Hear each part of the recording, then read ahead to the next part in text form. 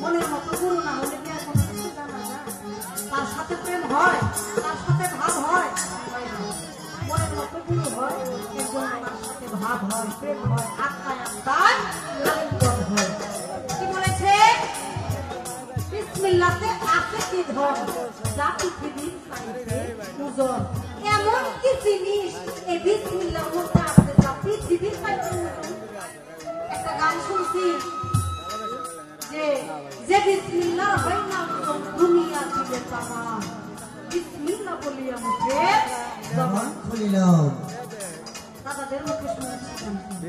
তাহলে এমন কি বস্তু এই বিসমিল্লাহতে আছে যা এই পৃথিবীর চাইতে বেশি ওজন হয়?